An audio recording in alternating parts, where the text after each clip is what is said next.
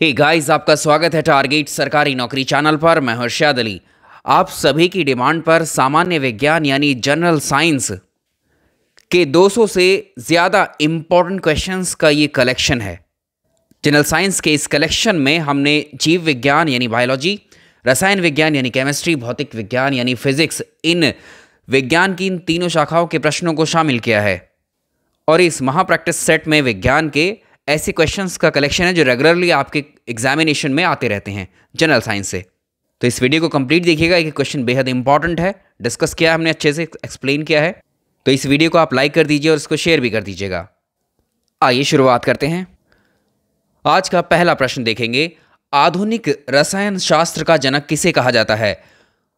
Father of modern chemistry कौन है? एंटियने Lavoisier को कहा जाता है फादर ऑफ मॉडर्न केमिस्ट्री। तो इसका आंसर होगा ऑप्शन सी, लेवोसियर को आधुनिक रसायन शास्त्र का जनक कहा जाता है। क्वेश्चन नंबर सेकंड, निम्नलिखित में ब्रह्मांड में कौन सर्वाधिक मात्रा में पाया जाने वाला तत्व है? यहाँ यूनिवर्स की बात कर रहा है, पूरे ब्रह्मांड में कौन सा तत्व सबसे ज्यादा पाया जाता है? अगर हम देखें यूनिवर्स में सर्वाधिक मात्रा होती है किसकी? हाइड्रोजन गैस की। तो इसका आंसर ऑप्शन ए होगा। निम्न तत्वों में से किसमें न्यूट्रॉन नहीं होता है? किसी तत्व या एलिमेंट के जो परमाणु होते हैं उसमें 3 बेसिक पार्टिकल्स होते हैं, इलेक्ट्रॉन, प्रोटॉन और न्यूट्रॉन से मिलकर के बना होता है एटम। और जो एटम होता है, एटम का जो एक्चुअल मास है वो होता है उसके नाभिक में, उसके न्यूक्लियस में। और एटम का जो न्यूक्लियस है उसमें पाए जाते हैं प्रोटॉन और न्यूट्रॉन। और एटम के नाभिक के बाहर चक्कर लगाते रहते हैं इलेक्ट्रॉन्स। परमाणु के नाभिक की खोज की गई थी रदरफोर्ड के द्वारा। पूरी आवर्त सारणी में, पूरी पीरियोडिक टेबल में अगर हम देखें तो हाइड्रोजन एक ऐसा तत्व है जिसमें न्यूट्रॉन नहीं पाया जाता है। और हाइड्रोजन की खोज की गई थी हेनरी कैवेंडिश के द्वारा। तो हाइड्रोजन के नाभिक में सिर्फ एक प्रोटॉन होता है, न्यूट्रॉन नहीं होते हैं, 0 न्यूट्रॉन। ठीक है, तो इसका आंसर हम क्या करेंगे? आंसर होगा इसका हाइड्रोजन। इसका आंसर होगा हाइड्रोजन। और एक प्रश्न और पूछा जाता है कि भविष्य का ईंधन किसे कहा जाता है? आंसर होगा हाइड्रोजन को ही भविष्य का ईंधन या फ्यूचर फॉइल कहा जाता है, फ्यूचर फ्यूल। नाभिक के आकार की कोटि निम्नलिखित में से क्या होती है? आपको न्यूक्लियस का साइज बताना है, कितना होता है। अभी हमने डिस्कस किया था कि नाभिक की खोज, परमाणु के नाभिक यानी न्यूक्लियस की खोज की गई थी रदरफोर्ड के द्वारा। नाभिक की खोज रदरफोर्ड के द्वारा की गई थी और इस नाभिक का साइज होता है 1 × 10⁻⁻15 मीटर। नाभिक के आकार का यहाँ मतलब है इसकी त्रिज्या का ये वैल्यू होती है, इसकी रेडियस। और इसी 10⁻⁻15 मीटर को ही हम बोलते हैं 1 फर्मी, 1 फर्मी। तो फर्मी किसकी इकाई हुई? न्यूक्लियस की साइज की या त्रिज्या की। तो ये जो है, ये साइज जो दिया हुआ है, न्यूक्लियस का जो त्रिज्या है, रेडियस है, ये उसका साइज है। और नाभिक की खोज रदरफोर्ड ने की थी। समस्थानिक C14 संबद्ध है किससे? Isotope C14 is related. सबसे पहले अगर हम बात करें C14 की तो इसको बोलते हैं कार्बन 14। और कार्बन 14 जो है, कार्बन का एक तरह से वीक एक तरीके से रेडियोधर्मी आइसोटोप होता है ये कार्बन। इस कार्बन 14 का इस्तेमाल किया जाता है जो जीवाश्म होते हैं, हमारे जो फॉसिल्स होते हैं, उनकी एज का निर्धारण इसी के द्वारा किया जाता है, determination of age of fossils. इसी को हम बोलते हैं कार्बन 14 डेटिंग मेथड या सिंपली कार्बन डेटिंग मेथड का इस्तेमाल। ऐसे पूछा जाता है कार्बन डेटिंग का इस्तेमाल कहाँ किया जाता है? तो कार्बन डेटिंग मेथड का इस्तेमाल करते हैं हम जीवाश्मों के आयु निर्धारण में। हम ये पता लगाते हैं जो फॉसिल्स मिले होते हैं उसकी आयु कितनी है, यानी कि वो कितना पुराना है। निम्नलिखित में से किसी वस्तु के नमूने को हवा में से खुला रखने पर कुछ समय पश्चात वो गायब हो जाता है। जैसे कपूर को आप रखते हैं या नेफ्थलीन को रखते हैं या शुष्क बर्फ या ड्राई आइस होती है, जब आप इनको हवा में रखते हैं तो ये कुछ समय पश्चात ये बिल्कुल गायब हो जाते हैं, एक तरीके से वेपर बन के उड़ जाते हैं। इस परिघटना को क्या कहते हैं? जनरली क्या होता है, किसी पदार्थ की जो सॉलिड स्टेट है, ठोस अवस्था को, किसी ठोस पदार्थ को जब आप गर्म करते हो तो वो लिक्विड में चेंज हो जाता है, द्रव में चेंज होता है। ठीक है, ये जनरल है ये चीज़। लेकिन कभी कभी ऐसे हमारे पास कुछ पदार्थ ऐसे भी हैं, कुछ सॉलिड मटेरियल ऐसे भी होते हैं हमारे पास, अगर हम उनको गर्म करते हैं तो गर्म करने पर ठोस अवस्था से जो है वो द्रव अवस्था में नहीं बदलते, डायरेक्टली वो क्या होते हैं, अगर हम किसी पदार्थ की ठोस अवस्था को गर्म करते हैं, गर्म करने पर वो द्रव अवस्था में बदलने की बजाय सीधे वो वेपर बन के उड़ जाते हैं या वाष्प बन जाते हैं। तो और उस वाष्प को फिर से आप ठंडा कर लेते हो तो पुनः फिर से ही वो ठोस अवस्था में आ जाते हैं जिस अवस्था में पहले थे। ऐसे पदार्थों को या इस प्रोसेस को हम बोलते हैं सब्लिमेशन, उदरपातन। तो ऐसी कौन सी पदार्थ है जो इस तरह की प्रॉपर्टी शो करते हैं? ये कपूर है, नेफ्थलीन है और शुष्क बर्फ है। ठीक है, ये सब सब्लिमेशन के प्रोसेस को फॉलो करते हैं। इसका आंसर होगा ऑप्शन ए। सवाल नेक्स्ट, जल का वाष्प में परिवर्तन क्या कहलाता है? जब हम पानी को गर्म करते हैं तो वो वेपर बन के उड़ जाता है। ये जो चेंज हुआ है, यानी जल क्या था? लिक्विड था। लिक्विड से वेपर क्या है? एक गैसियस फॉर्म है, यानी एक अवस्था से दूसरी अवस्था बदल गई। ठीक है, तो एक अवस्था से दूसरी अवस्था जब बदल गई तो इस तरह का जो चेंजेस है, इस तरह के परिवर्तन को हम क्या कहते हैं? आप जानते हैं जब इस जल को हमने गर्म करा तो ये लिक्विड था, लिक्विड फॉर्म में था। जब ये वाष्प बना तो ये गैसियस फॉर्म में हो गया, और फिर से उस वाष्प को जब हम ठंडा करेंगे तो फिर से वो जल में कन्वर्ट हो जाएगा, यानी जिस स्टेट में था वो उस स्टेट में वापस आ गया।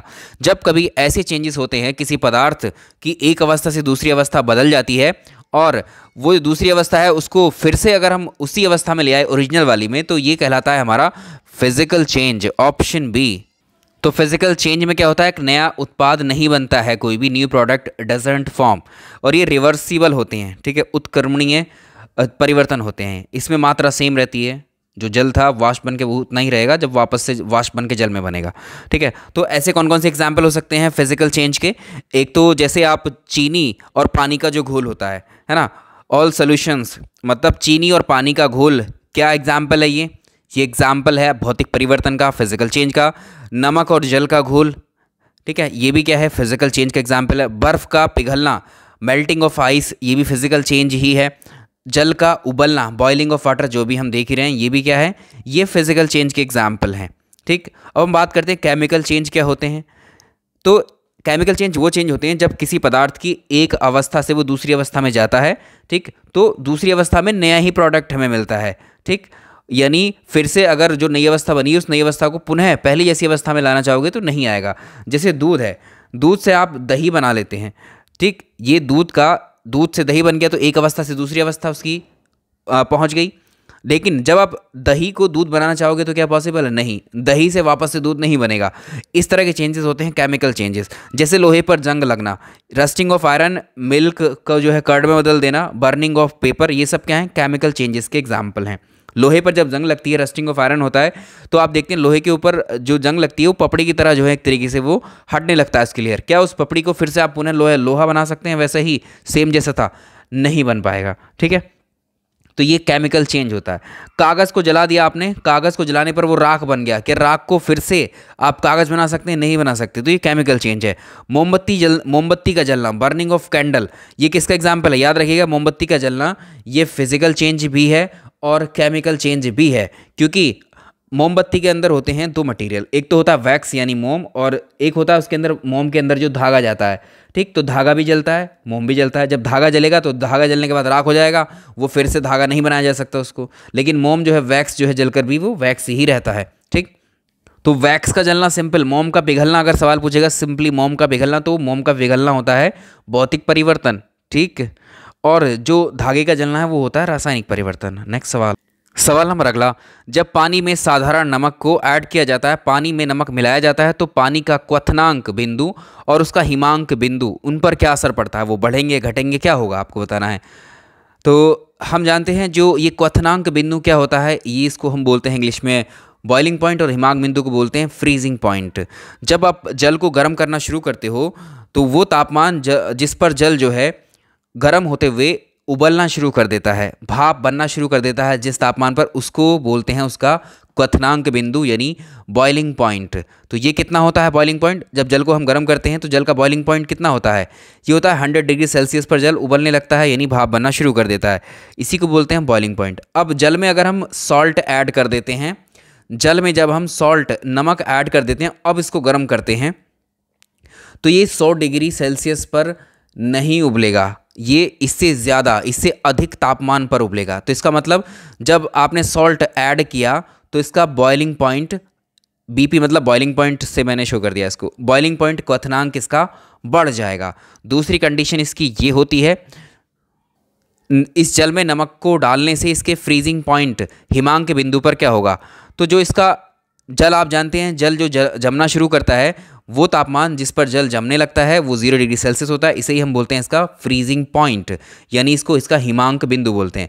और जब जल में हम सॉल्ट ऐड करते हैं, मिलाते हैं, तो उसका जो फ्रीजिंग पॉइंट है वो घटने लगता है। तो इसका आंसर क्या होगा क्रम से, यानी ये इंक्रीज होगा, क्या क्वथनांक इंक्रीज हो जाएगा और इसका हिमांक बिंदु वो डिक्रीज हो जाएगा। आंसर हो जाएगा इसका डी। सवाल नंबर 8, पास्चुराइजेशन एक प्रक्रिया है जिसमें, अच्छा एक सवाल हमने शुरू में किया था जो कपूर वाला हम डिस्कस कर रहे थे, कपूर उड़ जाता है वाष्प में, तो ठोस कपूर जो होता है, एक सवाल ऐसे ही पूछा हुआ है कि ठोस कपूर को वाष्प कपूर बनाने की प्रक्रिया क्या कहलाती है। सिंपल था, वो सब्लिमेशन ही कहलाएगी। जैसे हमने लोहे पर जंग लगने वाला एग्जाम्पल अभी डिस्कस किया था, तो जंग लगने पर लोहे का भार, इसमें क्या फ़र्क पड़ता है, ये क्वेश्चन आप पहले कर चुके होंगे। जंग लगने पर जो लोहे का भार है वो बढ़ जाता है, और जंग लगना, लोहे में जंग लगना एक केमिकल चेंज का एग्जाम्पल है, अभी हमने पढ़ा है, डिस्कस किया है इसको। जब आप लोहे को, आयरन को जो नमी वाली वायु में रख देते हैं तो उसके ऊपर लाल रंग की एक परत आपको दिखाई देती है, एक लेयर, इसे ही बोलते हैं रस्ट, और इसे ही बोलते हैं रस्टिंग ऑफ आयरन। लोहे पर जो जंग लगती है वो लगती है आपकी एक तरीके से ऑक्सीजन के कारण और नमी के कारण। और इसके बाद लोहे में जंग लगने के बाद जो पदार्थ बनता है वो होता है फेरिक ऑक्साइड, ठीक है, इसको भी याद रखेंगे। और ये पूरी परत जो है लोहे पर जमने लगती है। बट यहाँ हमारा सवाल अब नेक्स्ट है, पास्चुराइजेशन क्या होता है। पहले तो इस प्रोसेस की खोज किसने की थी, तो पास्चुरीकरण जो है, इसको पास्चुरीकरण बोलते हैं हिंदी में, इसकी खोज की गई थी लुईस पास्चर के द्वारा। ये प्रक्रिया खाद्य संरक्षण के लिए होती है। इसमें दूध को गर्म किया जाता है 145 डिग्री फ़ारेनहाइट से 150 डिग्री फ़ारेनहाइट तापमान पर। सबसे पहले इसको 30 मिनट तक गर्म किया जाता है, उसके बाद में 55 डिग्री फ़ारेनहाइट पर इसको ठंडा किया जाता है। इस प्रक्रिया में जो दूध होता है उसमें जो हानिकारक बैक्टीरिया उपस्थित होते हैं वो नष्ट हो जाते हैं, ठीक है। इससे क्या होता है, दूध का निर्मज्जीकरण हो जाता है, स्टरलाइजेशन होता है। तो पास्चुराइजेशन क्या है, पास्चुराइजेशन क्या है, इसमें पहले हम दूध को बहुत देर तक गर्म करते हैं और एक निश्चित समय में अचानक से इसको ठंडा कर देते हैं, उसके बैक्टीरिया ख़त्म करने के लिए, क्योंकि दूध ख़राब ना हो इसीलिए उसके बैक्टीरिया को मारा जाता है। आपने देखा होगा दूध गर्म करके आप, या सिंपल दूध को भी आप फ्रीज में रख देते हैं तो ज़्यादा समय तक सही रहता है। बैक्टीरिया की प्रेजेंस होने के बाद ही कोई फल या सब्ज़ी या दूध ख़राब होता है। कभी कभी आपसे एग्जैक्ट वैल्यू भी पूछ लेता है कि किस तापमान तक इस विधि में, पास्चुराइजेशन में किस टेम्परेचर तक गर्म किया जाता है। और देखो ठंडा किया उसको गर्म किया जाता है शुरुआत में, तो पहले दूध को गर्म किया जाता है 145 डिग्री फ़ारेनहाइट से 150 डिग्री फ़ारेनहाइट तक, फिर इसको ठंडा किया जाता है 55 डिग्री फ़ारेनहाइट पे, ठीक है। इससे बैक्टीरिया मर जाते हैं, यही कहलाता है पास्चुराइजेशन। इसको लुईस पास्चर ने दिया। ऐसे परमाणु जिनमें प्रोटॉनों की संख्या समान होती है परंतु न्यूट्रॉनों की संख्या भिन्न भिन्न होती है, क्या कहलाते हैं। अच्छा, ऐसे परमाणु जिनमें नंबर ऑफ प्रोटॉन्स इक्वल होते हैं, नंबर ऑफ न्यूट्रॉन्स होते हैं डिफरेंट, ये होते हैं समस्थानिक, या इन्हीं को हम बोलते हैं आइसोटॉप्स। आंसर हो जाएगा ऑप्शन ए, आइसोटॉप समस्थानिक। जैसे हाइड्रोजन के 3 आइसोटॉप्स होते हैं, 1H1, 1H2, 1H3। 1H1 को हम बोलते हैं प्रोटियम, 1H2 को हम बोलते हैं ड्यूटीरियम, और 1H3 को हम बोलते हैं ट्राइटियम। ये तीनों समस्थानिक हाइड्रोजन के। इसी सवाल को रिवर्स करके पूछ लेता है, समस्थानिक होते हैं किसी एक ही तत्व के परमाणु जिनका, इसका आंसर होगा परमाणु भार भिन्न और परमाणु क्रमांक समान, यानी एटॉमिक मास इसके डिफरेंट होंगे और सेम एटॉमिक नंबर होगा। किसी भी तत्व में अगर आप देखें जो उसमें किसी एटम के अंदर जो प्रोटॉन्स होते हैं, नंबर ऑफ प्रोटॉन्स, वही कहलाती हैं आपकी परमाणु संख्या, एटॉमिक नंबर। और एटॉमिक मास क्या होता है, दूसरा जो अगर हम बात करें प्रोटॉन और न्यूट्रॉन, प्रोटॉन और नाभिक में उपस्थित प्रोटॉन और न्यूट्रॉनों की संख्या का योग कहलाता है एटॉमिक मास, परमाणु द्रव्यमान।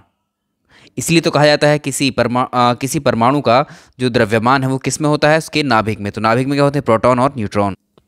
परमाणु में कक्ष को भरने का क्रम नियंत्रित होता है किसके द्वारा, एटम में जो होता है order of filling of orbitals को किसके लॉ के थ्रू भरा जाता है। जो परमाणु के ऑर्बिटल होते हैं आपने भरे होंगे ये पहले, ठीक है, जब आप केमिस्ट्री पढ़ते होंगे तो उसमें 1s 2s, ठीक है, 1s1 2s 2 इस तरह से जो आप भरते चले जाते हैं। तो ये वाले को पूछ रहा है आपसे कि परमाणु में कक्ष को भरने का क्रम नियंत्रित किसके द्वारा होता है, ये अफवाह के सिद्धांत के द्वारा होता है। ऑप्शन ए सही होगा इसका। जिसको आप इलेक्ट्रॉनिक कॉन्फ़िगरेशन बोलते हैं, इलेक्ट्रॉनिक विन्यास। पानी की टंकी में जो फंगस होते हैं उनको नष्ट करने के लिए क्या इस्तेमाल किया जाता है? जो कॉपर सल्फेट होता है इसको हम क्यूप्रिक सल्फेट भी बोलते हैं, CuSO4। इसको कवकनाशी के रूप में भी प्रयोग किया जाता है। निम्नलिखित में से कौन सा एक यशद पुष्प है, यानी फिलोसफर वूल कौन सा है? जी, फिलोसफर वूल होता है, इस किसको बोलते हैं? जिंक ऑक्साइड, ZnO को बोला जाता है। सवाल नंबर नेक्स्ट देखिए, माणिक्य और नीलम रासायनिक रूप से जाने जाते हैं, तो इसको हम जानते हैं ये एल्यूमिनियम ऑक्साइड, एल्यूमिनियम के ऑक्साइड्स हैं। इसका आंसर हो जाएगा ऑप्शन बी, एल्यूमिनियम ऑक्साइड है। प्रतिदीप्ति नली जो फ्लोरोसेंट ट्यूब होती है इसमें कौन सी गैसों का प्रयोग किया जाता है? इसके अंदर मरकरी वेपर और आर्गन को फिल किया जाता है। इसका आंसर होगा ऑप्शन सी। जल में आसानी से घुलनशील है, इसका आंसर होगा अमोनिया, ऑप्शन सी। अमोनिया का फॉर्मूला होता है NH3। NH3 में जो हाइड्रोजन है, ये जब इसके हाइड्रोजन के जो अणु हैं जल के साथ क्या करते हैं, जल के अणुओं के साथ में एक तरीके से हाइड्रोजन बॉन्ड बना लेते हैं आसानी से, ऑप्शन सी आंसर। कृत्रिम वर्षा के लिए जो आर्टिफिशियल रेन होती है किसका इस्तेमाल किया जाता है? इसका आंसर होगा सिल्वर आयोडाइड। ये क्वेश्चन आप पहले से जानते हैं। निश्चेतक या एनेस्थेशिया के रूप में प्रयुक्त होने वाले पदार्थ इनमें से कौन से हैं? एक्चुअली ये बॉडी के पार्ट को शून्य करने के लिए एक तरीके से बेहोशी वाली दवा कह सकते हैं, जो सर्जरी करते वक्त ये इस्तेमाल की जाती है पेशेंट पर। तो इसमें क्लोरोफॉर्म को इस्तेमाल किया जाता है, नाइट्रस ऑक्साइड को इस्तेमाल किया जाता है। तो 1 और 2 दोनों, ये वही है नाइट्रस ऑक्साइड जिसे हम हास्य गैस, लाफिंग गैस कहते हैं, N2O। ठीक है, इसको निश्चेतक के रूप में, एनेस्थीसिया के रूप में प्रयोग किया जाता है। क्लोरोफॉर्म को भी किया जाता है। सबसे पहले डाई इथाइल ईथर को यूज़ किया जाता था। दोनों को ही सेलेक्ट कर लेंगे, 1 और 2। माचिस बनाने में मुख्य वस्तुओं में से किसका प्रयोग किया जाता है? मैच स्टिक्स पर रेड फास्फोरस को यूज़ किया जाता है, ऑप्शन बी। लाल फास्फोरस, जो माचिस की डिब्बी पर रगड़ने वाली जो लेयर होती है, सतह होती है, वो रेड फास्फोरस की होती है। इसके साथ कुछ और मटेरियल भी ऐड होते हैं, उसमें पहले से मिक्सचर होता है एक्चुअली, वो सल्फाइड का, कांच के चूर्ण का, इस तरह का। कांच के निर्माण में जो कच्चा माल प्रयोग होता है, रॉ मटेरियल बताने आपको, ग्लास के प्रोडक्शन में कौन कौन से होते हैं? ये होते हैं सैंड, सोडा और क्वार्ट्ज, ऑप्शन सी। मूत्राशयों के आसपास में जो मूत्रालय होते हैं उनके आसपास में नाक में चुभने वाली जो गंध आती है वो किसकी वजह से आती है? ये जो गंध होती है एक्चुअली ये अमोनिया के कारण होती है, ऑप्शन सी। निम्नलिखित में से कौन जल से हल्का होता है? जो पदार्थ जल से हल्का होगा वो उसके ऊपर तैर लेगा आराम से। एल्यूमिनियम डूब जाता है, मैग्नीशियम भी डूब जाता है, मैग्नीज भी। लेकिन अगर आप सोडियम की बात करो तो सोडियम क्या है, ये जल पर तैर सकता है, तो जल से लाइट वेट होता है इसका। नीलम यानी रूबी का रासायनिक सूत्र आपको बताना है क्या होगा? तो नीलम का जो रासायनिक सूत्र है इसको Al2O3, इसका आंसर हो जाएगा ऑप्शन ए। जो पेट्रोल होता है, पेट्रोल की गुणवत्ता को व्यक्त किया जाता है, quality of petrol is expressed. Petrol की जो गुणवत्ता होती है उसको ऑक्टेन संख्या, ऑक्टेन नंबर के द्वारा प्रदर्शित किया जाता है। निम्नलिखित में से कौन सा लौह धातु यानी आयरन के कोरोजन में आवश्यक है, यानी रस्टिंग ऑफ आयरन की जो कंडीशन होती है वो किन किन की वजह से होती है? हमने डिस्कस किया था, ये ऑक्सीजन और नमी, ऑक्सीजन और मॉइस्चर की प्रेजेंस में अगर आ जाता है, ऑक्सीजन और जो मॉइस्चर है इसके संपर्क में अगर लोहा आ जाता है तो उस पर वो एक लेयर बनने लगती है जिसे रस्टिंग बोलते हैं, रस्ट बोलते हैं, जंग। ठीक है, तो ये ऑक्सीजन और नमी। निम्नलिखित युग्मों में से कौन सी एक क्रम से सबसे हल्की, लाइटेस्ट मेटल कौन सी है और हैवीएस्ट मेटल कौन सी है? लाइटेस्ट मेटल की अगर हम बात करें, देखो सबसे हल्की जो धातु है वो है, लाइटेस्ट मेटल है लिथियम, और जो सबसे भारी धातु है वो है ओस्मियम। तो लिथियम और ओस्मियम ये क्या है, एक लाइट है, ये लाइटेस्ट है और ये हैवीएस्ट है। सबसे कठोर धातु को पूछता है, हार्डेस्ट मेटल जो होती है वो प्लैटिनम होती है। सबसे मुलायम धातु को पूछता है तो सोडियम होती है और पोटेशियम। सोडियम को आप इवन चाकू से भी काट सकते हो। आमतौर पर धातुओं को, मेटल्स को चाकू से नहीं काटा जा सकता, लेकिन सबसे सॉफ्टेस्ट मेटल होने की वजह से सोडियम को जो है चाकू से काटा जा सकता है। और सोडियम और पोटेशियम को आप जानते हैं कैरोसिन तेल में रखा जाता है, मिट्टी के तेल के अंदर। बाजार में बिकने वाला जो सोना होता है उसमें सामान्यतः जो 18 कैरेट का सोना होता है उसमें क्या क्या होता है? 24 कैरेट का जो सोना होता है, 24 कैरेट ये क्या होता है, 24 कैरेट गोल्ड जो होता है ये प्योर होता है, ये 100% प्योर गोल्ड होता है। अब वो 18 हिस्से बोल रहा है 24 में से, तो बचा कितना, 6 हिस्से। तो जितने कैरेट कम होते जाएंगे उतनी ही उसमें दूसरे मेटल का प्रेजेंस बढ़ता जाएगा। 24 कैरेट गोल्ड प्योर गोल्ड होता है, 24 कैरेट जो सोना होता है वो 100% प्योर सोना ही होता है। अगर आप 23 कैरेट, 22 कैरेट, 21 कैरेट सोना लोगे तो उसमें मिलावट होने लगती है दूसरे मेटल की। तो इसमें 18 भाग के बाद में अगर आप देखोगे गोल्ड में 18 भाग सोने का होने के बाद में 6 भाग अन्य धातुओं के होते हैं। इसमें परसेंटेज आप निकाल सकते हैं, 100% इज इक्वल टू 24 को रख लो आप, 100 कैरेट में कितना परसेंट सोना, कितने परसेंट अदर मेटल्स हैं, ये भी आप पता कर सकते हैं। आपको पहले बताया था एक क्वेश्चन, निम्नलिखित में किस तत्व को मिट्टी के तेल में सुरक्षित रखा जाता है। जो सोडियम मेटल है इसकी बहुत एक इंपॉर्टेंट और ख़ास प्रॉपर्टी होती है, सोडियम वायु के कांटेक्ट में आने पर जो है रिएक्शन करने लगती है, तुरंत जलने लगती है। वायु में ज्वलनशीलता की वजह से इसको केरोसिन ऑयल में रखा जाता है। और इसी पर एक प्रश्न और पूछा जाता है कि कौन सी धातु को चाकू से काटा जा सकता है। हम बात करें किसकी, सोडियम की, ठीक है। ये फीचर किसके हैं, सोडियम के। निम्नलिखित में से कौन सा तत्व है जो पॉल्यूशन नहीं फैलाता है। कॉपर के अलावा जो कैडमियम है, आर्सेनिक है, निकल है, ये सब पानी में अगर मिल जाती हैं तो ये अशुद्धि पैदा करती हैं और पोल्यूशन कॉज करती हैं। तो जो कॉपर है, ये कॉपर क्या है, प्रदूषण नहीं फैलाता। आपने जो आरओ देखे होंगे आजकल के, तो उन आरओ में जो जिनमें पानी फिल्टर होता है उसमें आपने देखा होगा कॉपर क्वालिटी, तांबे के गुण वाले जो हैं आजकल के आरओ आ रहे हैं। एल्कलाइन वाटर वाला, उसमें भी तांबे की, कॉपर की कुछ मात्रा होती है जो पानी में ऐड होकर के आती है। तो मिनरल है एक तरीके से। मोनाजाइट किसका अयस्क है इसमें से। मोनाजाइट जो है वो थोरियम का अयस्क है, यानी जो मोनाजाइट से क्या निकाला जाता है, थोरियम। स्टेनलेस स्टील एक एलॉय है, एक मिश्र धातु है जिसमें लोहे के साथ में किस चीज़ को ऐड किया जाता है। लोहे में आप जानते हो जंग लग जाती है, लेकिन स्टील जो हो जाती है उसमें जंग नहीं लगती कभी भी। तो ऐसी स्टील जिसमें जंग नहीं लगता है उसको बोलते हैं एसएस या स्टेनलेस स्टील। और इसमें ऐड किया जाता है क्रोमियम को। ऑप्शन बी इसका करेक्ट आंसर है। पेट्रोल और डीजल को जब अधूरा जलाया जाता है तो उससे कौन सी गैस रिलीज होती है।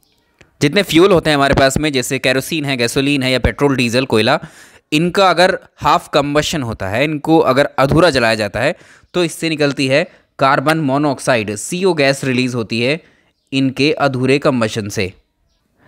निम्न में सबसे मीठी चीनी कौन सी है, स्वीटेस्ट शुगर आपको बतानी कौन सी है। सबसे मीठी चीनी होती है फ्रक्टोज। ऑप्शन ए है फ्रक्टोज। जो घरेलू चीनी आती है, हाउस होल्ड शुगर जो होती है, उसी को हम बोलते हैं टेबल शुगर, उसी को हम बोलते हैं केन शुगर, और इसी को हम बोलते हैं सुक्रोज। तो इसको याद रखिएगा, जो सुक्रोज होता है इसको बोलते हैं हम क्या, टेबल शुगर, केन शुगर। इसका फॉर्मूला होता है C12H22O11, ये सुक्रोज का फॉर्मूला है। और फ्रक्टोज का फॉर्मूला क्या होता है, C6H12O6। आप कहेंगे ये तो ग्लूकोज का फॉर्मूला है, बिल्कुल, ग्लूकोज और फ्रक्टोज दोनों का फॉर्मूला सेम ही होता है। प्राकृतिक रबड़ किसका बहुलक है, natural rubber is polymer of, ये होता है आइसोप्रीन का। CNG कंप्रेस्ड नेचुरल गैस, इसका मेन कंपोनेंट क्या होता है। CNG का जो प्रमुख घटक होता है, मेन कंपोनेंट इसका मीथेन है, CH4। निम्नलिखित में से कौन सा कृत्रिम पदार्थ नहीं है, मतलब सिंथेटिक मटेरियल कौन सा नहीं है। इसका आंसर होगा फाइब्रिन। Option A. बाकी तीनों क्या हैं, ये पॉलीमर हैं, सिंथेटिक हैं। निम्नलिखित में से कौन सा बहुलक एक थर्मोप्लास्टिक नहीं है।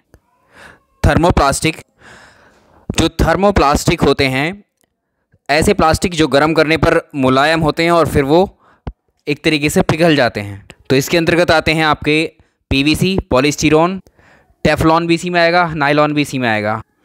तो जो नियोप्रीन है ये क्या है, थर्मोप्लास्टिक है ये, ठीक है। तो आपसे पूछा थर्मोप्लास्टिक जो नहीं है ये क्या है, जो नियोप्रीन है एक्चुअली ये एक रबर है, ठीक है। इसको याद रखिएगा, ये एक आर्टिफिशियल, एक सिंथेटिक रबर होती है नियोप्रीन। इसके अलावा जो एग्जाम्पल दिए हुए हैं वो थर्मोप्लास्टिक के हैं। नियोप्रीन क्या है, एक सिंथेटिक रबर है। अब आपको बताना है प्राकृतिक रबर जो है किसका बहुलक है। इस सवाल को आप बार बार पाएंगे, इस तरह के प्रश्न जो है घुमा फिरा कर पूछा जाता है। आइसोप्रीन इसका आंसर होगा, ऑप्शन ए। यूरिया क्या है, यूरिया का आपसे फॉर्मूला पूछ सकता है NH2CONH2। तो एक नाइट्रोजन युक्त पदार्थ है, ठीक है। मिट्टी में जो पोषक तत्व होते हैं नाइट्रोजन, उसकी कमी को पूरा करने के लिए क्या करते हैं, यूरिया को ऐड करते हैं। जो सिगरेट का धुआं होता है उसमें मुख्य पॉल्यूटेंट कौन सा होता है? तो इसमें कार्बन मोनोऑक्साइड और इसमें क्या होते हैं, बेंजीन। नेक्स्ट देखिए, निम्नलिखित में से कौन सा युग्म सुमेलित है? इसमें अगर हम देखें सिल्वर आयोडाइड, सिल्वर आयोडाइड तो यूज़ किया जाता है कृत्रिम वर्षा के लिए, आर्टिफिशियल रेन के लिए, जबकि यहाँ तो हॉर्न सिल्वर लिखा है। तो जो हॉर्न सिल्वर है किसको बोलते हैं, सिल्वर क्लोराइड को बोलते हैं। तो ये मैच नहीं है। सिल्वर क्लोराइड आर्टिफिशियल रेन होती है सिल्वर आयोडाइड से, तो ये भी रॉन्गली मैच्ड है। सही मैच क्या होगा इसका, तो इधर वाले सही मैच्ड है, ठीक है, silver iodide. Zinc phosphide rat poison जो होता है उसको हम क्या बोलते हैं, जिंक फॉस्फाइड। तो इसका आंसर ये एक सही सुमेलित है। और फिलोसफर फूल को भी हमने देखा था, ये जिंक सल्फाइड नहीं जिंक ऑक्साइड होता है, ठीक। पॉलीथीन की थैलियों को नष्ट नहीं किया जा सकता है क्योंकि ये बनी होती हैं, ये हाई पॉलीमर होती हैं। जो पॉलीथीन होती हैं एक्चुअली ये क्या होती हैं, पॉलीथीन एथिलीन के उच्च बहुलक होते हैं। तो इसका आंसर होगा ये, आंसर होगा इसका पॉलीमर। निम्नलिखित में से कौन सा बहुलक जैव निम्नीकृत नहीं किया जा सकता है, बायोडिग्रेड नहीं किया जा सकता है? किस बैक्टीरिया देखें, सेलुलोज हो, स्टार्च हो, प्रोटीन हो, इन सबको डिकम्पोज कर सकते हैं एक्चुअली। और अगर हम देखें इसमें पीवीसी प्लास्टिक्स वगैरह जो हैं ये क्या है, इनको क्या है, बायोडिग्रेड नहीं किया जा सकता है, ठीक है, इनको नष्ट नहीं किया जा सकता है, अपघटित नहीं किया जा सकता। पीवीसी का फुल फॉर्म आता है पॉलीविनाइल क्लोराइड। अंगूर में प्रचुर मात्रा में पाए जाने वाला ऑर्गेनिक एसिड बताना कौन सा है? अंगूर में क्या पाया जाता है, टार्ट्रिक एसिड पाया जाता है, ऑप्शन डी। और जो मैलिक एसिड है ये पाया जाता है एप्पल में, ठीक है, सेब में। सिट्रिक एसिड पाया जाता है लेमन यानी नींबू में। और सिरके विनेगर में पाया जाता है क्या, एसिडिक एसिड। बकमिनिस्टर फुलेरीन में से क्या है, ये कार्बन यौगिक का एक रूप है जिसमें 60 कार्बन परमाणुओं का एक गुच्छा होता है जो परस्पर पंचभुज या षष्ठभुज से बने बहुफलकीय संरचना से जुड़ा होता है। इसका आंसर करेंगे ऑप्शन ई। तो ये डायरेक्टली क्या है, ये ऑप्शन ए हो जाएगा। फुलेरीन, बकमिनिस्टर फुलेरीन सिंपली क्या है, कार्बन का एक अपरूप है। वो बहुलक बताइए जो विशेषता बर्तनों पर ना चिपकने वाली सतह के रूप में प्रयुक्त होते हैं। ये है क्या, टेफ्लॉन। टेफ्लॉन को बर्तनों पर लगाया जाता है, लेयर होती है बर्तनों पर जो काले रंग की, वो टेफ्लॉन की ही होती। जो टेफ्लॉन होता है एक बहुलक है, पॉलीमर है ये, लेकिन इसमें क्या प्रेजेंस होता है, किसका बहुलक है, टेफ्लॉन में क्या होता है, फ्लोरीन। ऑप्शन डी सही आंसर होगा। कपास का प्रमुख घटक बताना है, कॉटन का मेन कंपोनेंट, तो इसका आंसर होगा cellulose, option C. Dry ice या शुष्क बर्फ जो होता है वो क्या है, जो सॉलिड कार्बन डाइऑक्साइड है इसी को ड्राई आइस कहा जाता है। खाद्य पदार्थों के परिरक्षण के लिए प्रयोग में लाया जाता है, प्रिजर्वेशन के लिए सोडियम बेंजोएट का इस्तेमाल किया जाता है, ऑप्शन सी इसका सही आंसर होगा। जो जैसे आपके अचार के डब्बे होंगे, मुरब्बा, जैसे टमाटर की चटनी वगैरह आती है, फलों के रस होते हैं, इनको सुरक्षित रखने के लिए सोडियम बेंजोएट का इस्तेमाल करते हैं, ये सड़े ना ताकि। निम्नलिखित में से किस तत्व की कमी को पूरा करने के लिए कीट भक्षी पौधे जो होते हैं वो कीड़ों को पकड़ते हैं, उनका भक्षण करते हैं? ऐसे पौधे जिस मिट्टी में उगते हैं वहाँ पर नाइट्रोजन की कमी होती है, नाइट्रोजन की कमी को पूरा करने के लिए कीट भक्षी पौधे कीड़ों को पकड़ते हैं, उनका भक्षण करते हैं, ठीक है। तो इसका आंसर हो जाएगा ऑप्शन ए। तो जहाँ पर कीट भक्षी पौधे मिलेंगे उस मिट्टी में नाइट्रोजन की कमी होगी, जिसको पूरा करने के लिए वो कीटों को पकड़ते हैं या खाते हैं उन। एग्जाम्पल के तौर पर एक नेपनेथीज नाम का एक पौधा होता है और ड्रोसेरा नाम का एक पौधा होता है, बहुत सारी प्रजातियां हैं पौधों की ऐसी। निम्नलिखित में से कौन सा एंजाइम है जो ग्लूकोज को इथेनॉल में परिवर्तित कर देता है? आज कंप्लीट 200 क्वेश्चन ही करेंगे इसमें हम लोग। जो जाइमेज होता है ये ग्लूकोज को इथेनॉल में कन्वर्ट कर देता है। निम्नलिखित में से कौन सा एक गैर सेल्यूलोजी रेशे का उदाहरण है? आंसर होगा नाइलॉन, आंसर होगा नाइलॉन। इसके पीडीएफ का लिंक आपको डिस्क्रिप्शन में मिल जाएगा, टेलीग्राम चैनल पर चले जाइए, वहाँ अपलोड कर दिया है इसको। लिनेन एक तरीके का फाइबर होता है, ठीक है, पौधे से मिलता है ये, फ्लैक्स प्लांट से। रेयान जो है ये भी क्या है, सेलुलोज से बने हुए कृत्रिम रेशे को रेयान बोलते हैं हम। जूट, ये सब प्राकृतिक हैं, ठीक है, ये सिंथेटिक है नायलॉन। ग्राफीन क्या होता है? ग्राफीन होता है ये nano structure of carbon, carbon का ये नैनो रूप होता है। तो इसका आंसर हो जाएगा ऑप्शन बी। मीथेन निम्न में से किससे निकलती है या उत्सर्जित होती है? धान के खेतों से सर्वाधिक निकलती है पैडी फील्ड से। तो जो केवल दीमक बॉम्बी हो, दीमक जो है सेलुलोज को एक तरीके से पचा लेते हैं और वो दीमक भी क्या करते हैं, रिलीज़ करते हैं मीथेन को। तो मीथेन जो है धान के खेतों से, जुगाली करने वाले पशुओं से, कोयले की खानों से निकलती हैं। तो इसके आंसर हो जाएंगे, ये दोनों ही रहेंगे। वनस्पति तेल से वनस्पति घी बनाने में कौन सी गैस का यूज़ होता है? जब वनस्पति तेल से वनस्पति घी बनाया जाता है तो इस प्रक्रिया में हाइड्रोजन का इस्तेमाल होता है, ठीक। और इस तरह से इस प्रोसेस को हम बोलते हैं हाइड्रोजनीकरण। हाई प्रेशर पर जो निकेल है उसकी उपस्थिति में हाइड्रोजन वनस्पति तेलों के साथ संयोग करके एक तरीके से वनस्पति घी में उनको कन्वर्ट कर देती है। इसको बोलते हैं हाइड्रोजनीकरण, हाइड्रोजीनेशन। तो इसका आंसर आप कर लेंगे, ऑप्शन ए सही रहेगा, ऑप्शन ए। निम्नलिखित में से क्रायो बैंक में XC2 संरक्षण के लिए कौन सी गैस सामान्यतः प्रयोग में होती है? XC2 संरक्षण हमने पर्यावरण में पढ़ा था।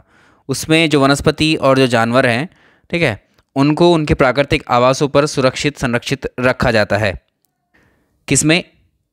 इन सीटू में रखा जाता है, सॉरी, इन सीटू में रखा जाता है सुरक्षित। और XC2 में उन जो भी प्राकृतिक वनस्पति हैं और जो भी जानवर जंतु हैं उनको उनके प्राकृतिक आवास से कहीं बाहर ले जाकर अगर उनको संरक्षित किया जाता है तो वो XC2 संरक्षण आता है।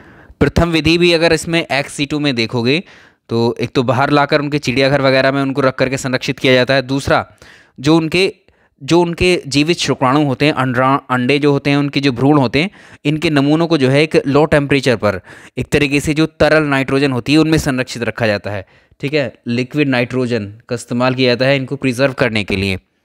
डॉक्टरों के द्वारा एनेस्थीसिया के रूप में प्रयुक्त होने वाली लाफिंग गैस कौन सी है? ये नाइट्रोजन, इसको नाइट्रोजन ऑक्साइड बोलते हैं, ठीक है। इसका आंसर होगा nitrogen oxide, option C. Next देखिए, भार के अनुसार जो पानी है, जो H2O है, इसमें हाइड्रोजन की प्रतिशत मात्रा कितनी होती? 11.11% होती है। इसमें 11.11% होती है हाइड्रोजन का परसेंटेज। ये होती है हाइड्रोजन का परसेंटेज और ये होता है ऑक्सीजन का परसेंटेज इसके अंदर पानी के, ठीक है। जब हाइड्रोजन को जलाया जाता है, हाइड्रोजन को जलाने पर क्या बनता है? जब हाइड्रोजन ऑक्सीजन से अभिक्रिया करता है एक तरीके से वाटर का फॉर्मेशन होता है, ठीक है। तो इसका आंसर होगा जल रिलीज होता है। इसलिए जो हाइड्रोजन है इसको फ्यूचर फ्यूल, भविष्य के ईंधन के रूप में देखा जा रहा है। बहुत सारे ऐसे टेक्नोलॉजी लेकर के आई जा रही हैं जिसमें हाइड्रोजन को ईंधन के रूप में इस्तेमाल किया जाए और बाई प्रोडक्ट के रूप में वहाँ कोई गैसेस वगैरह रिलीज़ नहीं होती, वाटर रिलीज़ होता है। जैसे फ्यूल सेल एक पद्धति है, ठीक है, इसमें हाइड्रोजन का इस्तेमाल किया जाता है। भारी मशीनों के उपयोग के लिए स्नेहक कोहेसिव्स का इस्तेमाल किया जाता है। कौन? ग्रेफाइट का इस्तेमाल किया जाता है, option C, graphite. Graphite carbon का ही अपरूप है, एलोट्रॉप है इसका। स्नेहक बोलते हैं ग्रीस जैसे होते हैं ना, घर्षण, दो चीज़ों के बीच में घर्षण कम करने के लिए जो मटेरियल यूज़ किया जाता है उसको कोहेसिव या स्नेहक बोलते हैं। जैसे ग्रीस का इस्तेमाल करते हैं हम, ठीक है। सोडा वाटर की बोतल को जब खोला जाता है कौन सी गैस रिलीज़ होती है? जो सोडा वाटर होता है इसको कार्बोनेटेड, इसको हम बोलते हैं कार्बोनेटेड वाटर। किसको? सोडा वाटर को। जो मिनरल वाटर होता है उसमें सोडियम बाई कार्बोनेट घुला रहता है, तो इसमें क्या इंजेक्ट किया जाता है? कार्बन डाइऑक्साइड को इसमें डाला जाता है, ऑप्शन ए। सोडा वाटर की जो बोतलें होती हैं इनमें विशेष दाब की स्थितियों में क्या करते हैं? कार्बन डाइऑक्साइड को इंजेक्ट करके इसको बनाया जाता है। जो अम्ल वर्षा होती है, एसिड रेन होती है, उसमें कौन कौन से एसिड होते हैं? दो मुख्यतः होते हैं, नाइट्रिक एसिड और सल्फ्यूरिक एसिड। नाइट्रिक एसिड और सल्फ्यूरिक एसिड ऑप्शन में नाम दे रखे हैं। अब डायरेक्टली आपको ऐसे भी दे सकता है इनके रासायनिक सूत्र। HNO3 और H2SO4 ये क्या हैं? ये अम्ल वर्षा में मौजूद होते हैं इन दोनों एसिड, HNO3 और H2SO4। निम्नलिखित में से किन तत्वों के लवणों के द्वारा आतिशबाजी यानी फायरवर्क्स में रंग प्राप्त होते हैं? जैसे आपने एक मान लीजिए कोई पटाखा, कोई बॉम्ब वगैरह फोड़ा कोई, तो आप आसमान में देखते हैं अलग अलग रंगों में विभाजित होता है उसका प्रकाश। इसमें स्ट्रोंशियम और बेरियम का इस्तेमाल किया जाता है, ऑप्शन सी। इसका आंसर होगा ऑप्शन सी, बिल्कुल करेक्ट आंसर है।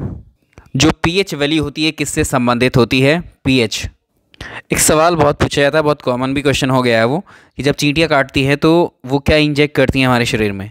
ठीक है, तो फॉर्मिक एसिड निकालती हैं, ठीक है, जिससे हमें हल्की हल्की दर्द और चुभन सी महसूस होती है। जो पीएच स्केल होता है उस पर 0 से 14 तक अंक लिखे होते हैं, और ये हाइड्रोजन की सांद्रता यानी कॉन्सेंट्रेशन ऑफ हाइड्रोजन को ये प्रेजेंट करता है पीएच वैल्यू। ठीक है, कोई सोल्यूशन, कोई विलयन वो अम्लीय है या क्षारीय है ये बताता है पीएच स्केल। शुद्ध जल का पीएच वैल्यू क्या होता है? 7। ठीक है, 7 से नीचे जिनका भी पीएच होगा, 0 से 7 तक जिनका पीएच वैल्यू होगा वो कहलाएंगे एसिडिक, और 7 से 14 के बीच में जो होंगे वो कहलाएंगे बेसिक। सिंपल, आप जानते हैं इसको बहुत अच्छे से। चलिए नेक्स्ट सवाल पे चलते हैं। इसी सवाल को ऐसे पूछा गया, पीएच पीएच मूल्यांक दर्शाता है, अभी बात किया हमने, ठीक है, कॉन्सेंट्रेशन ऑफ हाइड्रोजन भी होता है, और ये क्या बताता है, किसी घोल में कोई घोल अम्लीय है या क्षारीय। ठीक है, ये उसको बताता है, उसके नेचर को बताता है किसी घोल के। जो खाने का नमक होता है हमारा, टेबल सॉल्ट होता है, किसका प्रोडक्ट है? टेबल सॉल्ट का फॉर्मूला पूछता है NaCl होता है साधारण नमक का, और अगर इसमें देखें समुद्री जल में इसकी मात्रा जो है 75% तक होती है, और इसमें अगर देखें तो ये एक तरह का स्ट्रॉन्ग एसिड है, स्ट्रॉन्ग बेस है। ठीक, तो ऑप्शन इसका स्ट्रॉन्ग एसिड और स्ट्रॉन्ग बेस। निम्नलिखित में से कौन सी नोबल गैस हवा में उपस्थित नहीं होती? तो कौन सी गैस नोबल गैस है जो हवा में उपस्थित नहीं होती? ये होती है रेडॉन गैस। प्रकाश की सजावट और विज्ञापन के लिए विसर्जन नलिकाओं में प्रयुक्त होने वाली गैस कौन सी है? ये है neon gas, option D. German silver में कितना प्रतिशत सिल्वर पाया जाता है? पहली बात, जो जर्मन सिल्वर है पूछता है ये है क्या, एक मेटल है क्या? नहीं, ये एलॉय है, ये एक मिश्र धातु है। मिश्र धातु क्या होती हैं? 2 से अधिक धातुओं को मिलाकर के जो फॉर्म तैयार होती है उसे ही हम बोलते हैं क्या, मिश्र धातु या एलॉय। जर्मन सिल्वर जो होता है इसमें 60% कॉपर होता है, 20% निकिल, 20% जस्ता इसमें होता है। ठीक है, तो इसका आंसर क्या हो जाएगा? सिल्वर कितना प्रतिशत है इसमें? इसमें से कोई नहीं। ठीक है, 0% सिल्वर है। इसका नाम सिल्वर, जर्मन सिल्वर है क्योंकि ये उसकी तरह दिखाई देता है, सिल्वर के जैसा इसका कलर दिखाई देता है। एक्चुअली ये एलॉय है और सिल्वर एक मेटल है। पीतल जो है एक मिश्र धातु है, पीतल एक ब्रास है, सॉरी ब्रास एक एलॉय है। किस किस का? इसमें कॉपर और जस्ता होता है पीतल के अंदर। ठीक है, कॉपर और जस्ता। 70% तो इसमें कॉपर ही होता है, ठीक, बाकी 30% इसमें जस्ता या जिंक। जो धातुओं के जो टुकड़े होते हैं उनको टाँका लगाने वाला मिश्रण जो होता है वो किसका होता है? ये होता है टिन और लेड। ठीक है, ये टिन और लेड। तो इसमें जो टिन होता है वो होता है 32% और लेड होता है 68%। कांसा यानी ब्रॉन्ज किसकी मिश्र धातु होती है? कॉपर और टिन, कॉपर और टिन, कॉपर और टिन इसका सही आंसर हो जाएगा। और इसमें जो 88% जो होता है वो कॉपर रहता है इसमें, बाकी बचा हुआ क्या है? बचा हुआ 12% इसमें टिन है। स्टेनलेस स्टील बनाने के लिए लोहे में क्या ऐड किया जाता है? क्रोमियम और निकिल ऐड किए जाते हैं इसमें। ठीक है, क्रोमियम और निकिल ऐड किए जाते हैं। तो इसमें स्टेनलेस स्टील का संगठन अगर आप देखो उसमें आयरन होगा, आयरन जो होगा उसमें लोहा 89, इसमें आयरन जो होगा वो 89.4% होगा। इसके बाद में नंबर आता है किसका? क्रोमियम 10% होगा, क्रोमियम 10% होगा। चलिए एक सवाल आता है कि स्टील को कठोरता प्रदान करने के लिए क्या ऐड किया जाता है? तो स्टील की जो कठोरता बढ़ाने के लिए उसमें ऐड किया जाता है कार्बन की मात्रा को। ठीक है, क्वांटिटी ऑफ कार्बन ऐड की जाती है उसमें। और जो स्टेनलेस स्टील है, जो एसएस है, वो किस किस चीज़ का मिक्सचर है? एक अलॉय है ये भी एसएस, लेकिन किस किस का? एक तो हो गया इसमें आयरन, ठीक है, आयरन हो गया, आयरन के बाद इसमें क्रोमियम हो गया, ठीक है, निकल हो गया। निम्नलिखित में से कौन सा मिश्रित उर्वरक है? मिश्रित उर्वरक में जो होते हैं मिक्स फर्टिलाइज़र में एक से ज़्यादा तत्व पाए जाते हैं, जैसे अमोनियम सल्फेट है, ठीक है, अमोनियम सल्फेट है, अमोनियम फास्फेट है, अमोनियम सुपर फास्फेट है। तो अमोनियम सल्फेट में जैसे नाइट्रोजन अमोनिया के रूप में उपस्थित रहती है, ठीक, 25% इसमें अमोनिया रहती है। तो इसका आंसर हो जाएगा, इसका आंसर हो जाएगा ऑप्शन सी। निम्नलिखित में से किसका उपयोग यूरिया नामक उर्वरक के उत्पादन में किया जाता है? यूरिया बनाने के लिए कार्बन डाइऑक्साइड का इस्तेमाल किया जाता है, ऑप्शन ए। जो यूरिया होता है, यूरिया में नाइट्रोजन कितने % होता है? यूरिया में नाइट्रोजन की प्रतिशत मात्रा होती है 47% या 46.6% मिल जाएगा ऑप्शन में, दोनों सही हैं। निम्नलिखित में से किस यौगिक को गैमेक्सीन कहा जाता है? यह है बेंजीन हेक्साक्लोराइड, बेंजीन हेक्साक्लोराइड। निम्नलिखित में से कौन प्राकृतिक गैस का मुख्य भाग है? प्राकृतिक गैस का मुख्य भाग होता है मीथेन। 80 से 90% तक क्या होती है इसमें? मीथेन। द्रवित पेट्रोलियम एलपीजी निम्नलिखित में से किस किस का मिश्रण है? मेनली इसमें पाए जाते हैं ब्यूटेन और प्रोपेन, ठीक है, तो इसका आंसर हो जाएगा ऑप्शन बी। गैसोहोल क्या है? इथाइल अल्कोहल और पेट्रोल को ही कहा जाता है गैसोहोल। पेट्रोल यानी गैसोलीन किस चीज़ का मिक्सचर होती है? हेक्सेन, हेप्टेन और ऑक्टेन। जो बायोगैस संयंत्र होते हैं इनसे निष्कासित निम्नलिखित में से कौन सी गैस ईंधन के रूप में उपयोग में आती है? मीथेन गैस होती है, ये ऑप्शन सी सही आंसर। सवाल नंबर अगला देखिए, बायोगैस में मुख्यतः होती हैं।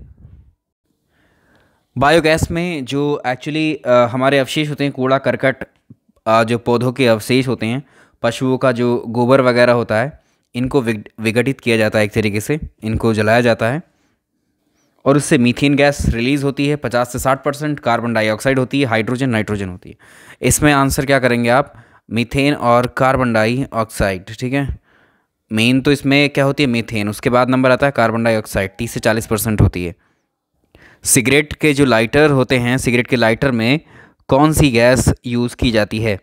ये प्रश्न कई बार पूछा हुआ है आपसे। सिगरेट के लाइटर में जो गैस यूज़ की जाती है वो होती है ब्यूटेन, लिक्विफाइड फॉर्म में। निम्नलिखित में से कौन सा पदार्थ द्रव सोना भी कहलाता है? पेट्रोलियम को बोला जाता है, पेट्रोलियम को लिक्विड गोल्ड बोला जाता है, ऑप्शन ए। जो कोल माइंस होती हैं, खानें जो होती हैं, उनमें ज़्यादातर जो विस्फोट होते हैं वो किसकी वजह से होते हैं? एक बार केमिस्ट्री बायोलॉजी के नोट्स ज़रूर पढ़ जाना जो आपको शेयर किए गए थे, टेलीग्राम चैनल में ही हैं। जो कोल माइंस होती हैं, कोयले की खानों में जो विस्फोट होते हैं वो एक्चुअली मीथेन गैस और एयर की वजह से होता है ये, ठीक है। मीथेन के वायु के संपर्क में आ जाने के कारण, ऑप्शन बी। एक सवाल पूछा था, कोयले के जलने के बाद में कौन सी गैस निकलती है? जो अंगीठी जलाई जाती है उसमें कार्बन मोनोऑक्साइड रिलीज़ होती है। बायोगैस में भी हमने डिस्कस किया है, बायोगैस पर प्रश्न पूछ लिया जाता है आपसे। जैव ईंधन बोलते हैं बायोगैस को हम हिंदी में, या गोबर गैस इसी को बोलते हैं। इसके सोर्स क्या होते हैं? काऊ बफेलो वगैरह की जो एक तरीके से कैटल डंग बोलेंगे उनको, गोबर वगैरह, है ना, जुगाली करने वाले पशुओं से जो मिलते हैं, तो उसमें मीथेन सर्वाधिक होती है। हाइड्रोजन बम विकसित किया गया था किसके द्वारा? हाइड्रोजन बम की खोज की गई थी एडवर्ड टेलर के द्वारा, ऑप्शन ए। एडवर्ड टेलर ने आविष्कार किया था इसका। जो बारूद होता है, गन पाउडर होता है, इसके मेन अवयव कौन से हैं? इसमें जो पोटाश है, गंधक और कार्बन, ये तीनों मेन कॉन्स्टिट्यूएंट है, इसके मुख्य अवयव हैं, ऑप्शन ए। आलू के जो चिप्स हैं प्लास्टिक के थैलों में संकुलित किए जाते हैं, इसका आंसर होगा nitrogen atmosphere, option A. Green house effect, हरित गृह प्रभाव, इनमें से क्या होता है? जो हमारा जो वायुमंडल है, वायुमंडल में बहुत सारी गैसेस विद्यमान हैं और हमारे सूर्य से जो आने वाली पराबैंगनी किरणें या और इंफ्रारेड जो प्रकाश है उसका, ये एक तरीके से क्या करती हैं? उसको ट्रैप करने की कोशिश करती हैं, ट्रैप कर लेती हैं ऐसी गैसेस। इससे क्या होता है? वो तापमान जो हमारे वायुमंडल का बढ़ जाता है, तो हमें ऐसा लगता है पृथ्वी का टेम्परेचर इंक्रीज़ हो रहा है, तो ये वैश्विक ताप में वृद्धि करती हैं, ठीक है। इंक्रीज़, ये क्या है? वैश्विक ताप में वृद्धि करती हैं। राष्ट्रीय रासायनिक प्रयोगशाला कहाँ पर अवस्थित है? ये पुणे में है लोकेटेड, ऑप्शन सी। रेडियोधर्मी पदार्थ क्या उत्सर्जित करते हैं? अल्फा रेज करते हैं, बीटा गामा, ठीक है। इन तीनों का उत्सर्जन होता है किससे? रेडियोधर्मी रेडियोएक्टिव मटेरियल से। पृथ्वी की आयु का मापन किस विधि के द्वारा किया जाता है? यूरेनियम मेथड का इस्तेमाल करते हैं जो पृथ्वी की आयु का पता लगाने के लिए। शीतल पेयों जैसे कोला में पर्याप्त मात्रा किसकी होती है? कैफीन की मात्रा होती है, ऑप्शन ए। लहसुन में बहुत तीखी गंध एक तरीके से आती है, किसकी वजह से होती है? सल्फर कंपाउंड की वजह से, तो ऑप्शन बी, जो खारा पानी होता है उसको शुद्ध किया जा सकता है किस प्रक्रिया से? ऐसे एक और आता है कि जो पीने का पानी है उसको शुद्ध करने के लिए कौन सी गैस प्रयोग में लाई जाती है? क्लोरीन होती है। ये रिवर्स ऑस्मोसिस, जिसको हम आरओ बोलते हैं, इस प्रोसेस से किया जा सकता है। हिंदी में बोलेंगे इसको उत्क्रम प्रासरण। कौन सी गैस मिश्रणों में से गैस वेल्डिंग के लिए प्रयुक्त की जाती है? ऑक्सीजन और एसिटिलीन, ऑप्शन बी। ऑक्सीजन और एसिटिलीन, ऑप्शन बी। निम्नलिखित में से कौन सा यौगिक चाइनीज़ हाइट कहलाता है? एक सवाल हमने पीछे किया था, चूहे मारने का जो जहर है वो क्या कहलाता है? चाइनीज़ हाइट कहते हैं जिंक ऑक्साइड को, ऑप्शन डी। जो कच्चे फल हैं उनको कृत्रिम रूप से पकाने के लिए किस चीज़ का इस्तेमाल किया जाता है? कौन सी गैस का? एथिलीन। पानी का शुद्धतम रूप क्या है? जो रेन वाटर है, वर्षा का पानी है, वही पानी का शुद्धतम रूप है। वृद्धावस्था एवं काल प्रभावन के विषय में ज्ञान प्राप्त करने की विद्या को क्या कहते हैं? जेरेंटोलॉजी जो है ये क्या है? एजिंग की स्टडी, अध्ययन कहलाता है। निम्नलिखित में से कौन से जीव में रक्त नहीं होता है किंतु वे सांस लेते हैं? आंसर होगा इसका हाइड्रा, ऑप्शन ए। अधिकांश कीट जो होते हैं वो श्वसन कैसे करते हैं? ट्रैकिया के थ्रू करते हैं, ट्रैकियल सिस्टम होता है उनके अंदर, ऑप्शन डी। ऑक्टोपस क्या है? ये एक मोलस्का जो फाइलम है इससे बिलोंग करता है, ऑप्शन ए। रेशम का कीड़ा सिल्क वर्म अपने जीवन चक्र के किस चरण में वाणिज्यिक तंतु यानी फाइबर ऑफ कॉमर्स पैदा करता है? एक्चुअली जो रेशम का कीट है वो शहतूत या अरंडी या ओक, इसकी जो पेड़ होते हैं इनकी पत्तियों पर रहता है, इनकी पत्तियों के नीचे। जो मादा होती है इसमें, तो मादा क्या करती है, ये बहुत सारे कीटों को पैदा करती है, सैकड़ों अंडे देती है। जो शहतूत के पत्ते होते हैं इन पत्तियों के निचले सिरे पर चिपके रहते हैं वो सब अंडे। इन्हीं अंडों से क्या निकलता है? सफ़ेद रंग का लार्वा निकलता है। यही लार्वा कहलाता है कैटरपिलर, ठीक है। और ये जो शहतूत की पत्तियां हैं इनको खाते रहते हैं। 4 से 6 हफ्तों के बाद में इनका जो जीवन चक्र है वो चेंज होता है फिर से। जो रेशम के कीट होते हैं इनके पास एक ग्रंथि होती है जिसे रेशम ग्रंथि कहा जाता है। तो इससे एक पदार्थ को ये निकालते हैं, रिसावित करते हैं, जो प्रोटीन युक्त होता है एक्चुअली। और इसी लसदार पदार्थ को जो सीक्रेट करते हैं, निकालते हैं, इसी को आगे पीछे होते रहते हैं ये जो लार्वा होते हैं। और ये एक तरीके से रेशे टाइप के तैयार कर लेते हैं। और ये रेशे जैसे ही हवा के संपर्क में आते हैं ये क्या होते हैं? ये सूख जाते हैं। और जो ये लार्वा था अब ये कन्वर्ट हो जाता है किस में? प्यूपा में। प्यूपा विकसित होकर फिर एक कीट बन जाता है। यानी जिस दौरान वो प्यूपा था उसी वक्त में एक तरीके से क्या करता है, वो रेशम पैदा कर लेता है। जुगनू बताना है, जुगनू क्या होता है? जुगनू एक इंसेक्ट है, एक कीट है। दीमक को भी क्या कहते हैं हम? दीमक का दूसरा नाम क्या मिलता है? White ant. इसका आंसर होगा वाइट एंट, श्वेत चींटी। इसका आंसर हो जाएगा श्वेत चींटी। किसको बोलते हैं? दीमक को। निम्नलिखित में से किसका मस्तिष्क उसके शरीर के अनुपात में सबसे बड़ा होता है? जो चींटियाँ होती हैं, चींटी का जो सिर होता है बाकी शरीर के मुकाबले में वो बड़ा होता है। मकड़ी कीट से भिन्न होती है क्योंकि मकड़ी में पाई जाती हैं कितनी टांगें होती हैं? मकड़ी में 4 जोड़ी टांगें होती हैं, 8 लेग्स होते हैं, ऑप्शन बी। मच्छरों के नियंत्रण हेतु प्रयोग में लाया जाने वाला जो कीट भक्षी है, कीट भक्षी मछली कौन सी है? ये गैम्बूजिया है, ऑप्शन सी, गैम्बूजिया। इसी सवाल को ऐसे पूछा जाता है, तालाबों और कुओं में निम्नलिखित में से किस एक को छोड़ने से मच्छरों को नियंत्रित करने में मदद मिलती है? ये गैम्बूजिया फिश होती है जो ऐसा करती है। निम्नलिखित में से कौन स्तनपायी है? मैमल बताना है कौन है। इसमें देखिए स्तनपायी में जो वेल है, वेल क्या है? ये मैमल है, स्तनपायी है।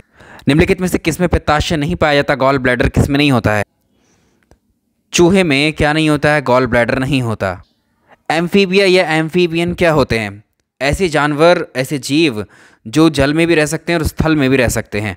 तो animals living on water and land both, ठीक है। इसमें जैसे मेंढक है, ज़मीन पर भी रह सकता है और पानी में भी रह सकता है। मगरमच्छ हैं, घड़ियाल वगैरह। पौधों में पानी पहुंचाया जाता है। जो प्लांट्स होते हैं, प्लांट्स में जो रूट के थ्रू पानी जाता है, ये प्लांट्स में ऊपर कैसे चढ़ता है? जाइलम नाम का एक टिश्यू होता है, इसकी मदद से पानी पौधों के अन्य भाग में पहुंचता है। नेक्स्ट, पृथ्वी पर सबसे पुराना जीव इनमें से कौन सा है? इनमें से कौन सा होगा? नील हरित, शैवाल, blue green, algae. Option A. Dinosaur किस एज में होंगे? किस एज में रहे होंगे डायनासोर?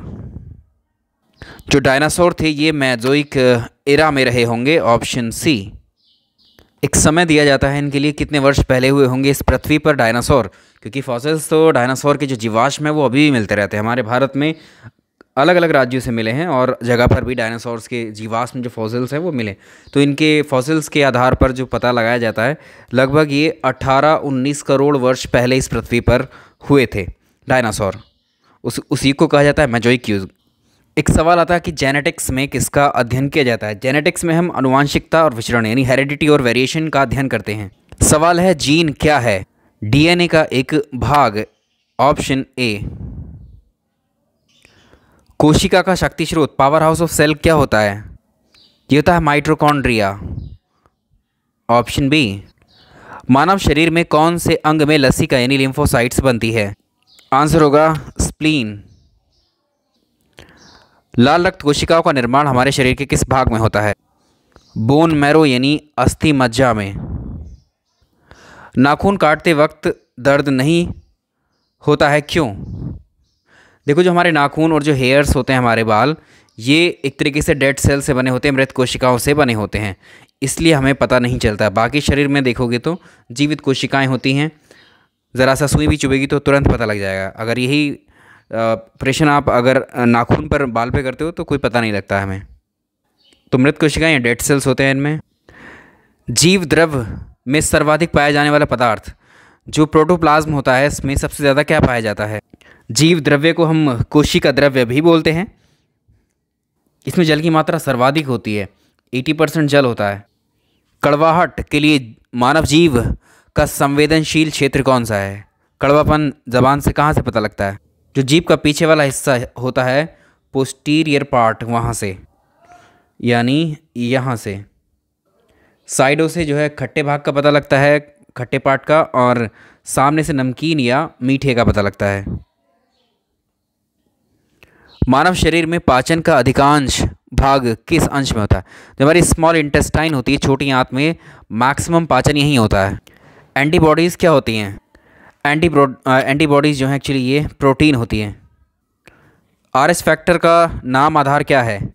आरएस फैक्टर की खोज की गई थी लैंड स्टीनर के द्वारा और वीनर के द्वारा, ठीक है। तो इन्होंने क्या किया था, एक एंटीजन का पता लगाया था इसने। तो इस एंटीजन की खोज में रीसस नामक एक बंदर था, उस पर किया गया था ये प्रयोग। तो इसका आंसर होगा रीसस मंकी। रक्त समूहों की खोज किसके द्वारा की गई थी? ब्लड ग्रुप्स की खोज किसने की थी? कार्ल लैंड स्टीनर ने। Option D. हीमोग्लोबिन में कौन सी धातु होती है? इसको आप जानते हैं, हीमोग्लोबिन में क्या होता है? आयरन। ह्यूमन ब्लड का जो पीएच वैल्यू है वो कितना होता है? 7.36 से ये एक तरीके से क्या होता है, 7.242, ठीक है। सिंपल इतना याद रखिए। तो इसका पीएच क्या है? 7 से 14 के बीच में है, और करीब है किसके बेहद? ये स्लाइटली बेसिक है, ठीक है, स्लाइटली बेसिक है, ठीक। मनुष्य के खून का शुद्धिकरण किस प्रक्रिया के थ्रू किया जाता है? इस प्रोसेस को बोलते हैं हम डायलिसिस। Option A. पेसमेकर को किस नाम से जाना जाता है? आर्टिफिशियल डिवाइस होती है पेसमेकर। ये हृदय की जो गति अनकंट्रोल होती है उसको कंट्रोल करने के लिए इसको फिट किया जाता है साइनो एट्रिकुलर नोट पर। तो इसको ऐसे नोट भी कहा जाता है। Option A. हमारा हृदय जो है कब आराम करता है? 2 धड़कनों के बीच में आराम करता है, बिटवीन 2 बीट्स। शरीर का तापमान किसके द्वारा नियंत्रित किया जाता है? हाइपोथैलेमस के द्वारा। Option C. मानव गुर्दे में बनने वाली जो पथरी होती है वो किस चीज़ की बनी होती है? Calcium oxalate. Option A. कई बार पूछा हुआ है प्रश्न। जो स्तनधारी होते हैं, जो मैमल्स होते हैं, उनमें जो श्वसन होता है वो कैसे होता है? लंग्स की मदद से होता है। Option D. हमारे शरीर में जो रक्त का दाब होता है, प्रेशर होता है, वो कैसा होता है? वायुमंडलीय दाब से अधिक होता है ये, मोर देन एटमॉस्फेरिक प्रेशर। नेत्रदान में प्रदाता की आँख के निम्नलिखित में से कौन से एक भाग का उपयोग किया जाता है? उसकी कॉर्निया का। कॉर्निया। Option C cornea. मानव शरीर की निम्नलिखित में से कौन सी ग्रंथि अंतःस्रावी और बहिःस्रावी है? एंडोक्राइन और एक्सोक्राइन ग्लैंड कौन सी है? ये है पैनक्रियाज, अग्नाशय। मनुष्य की सबसे बड़ी ग्रंथि कौन सी होती है? लीवर। नेक्स्ट देखिए, महिला सेक्स हॉर्मोन्स इनमें से कौन सा है?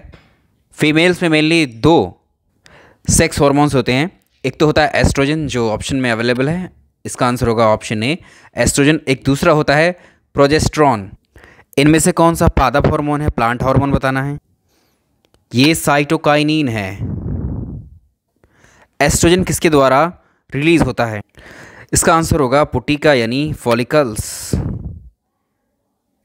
एस्ट्रोजन क्या है? अभी इसी के बारे में 2 से 3 प्रश्न देखें तो ये क्या है? एक हार्मोन है, फीमेल सेक्स हार्मोन है ये।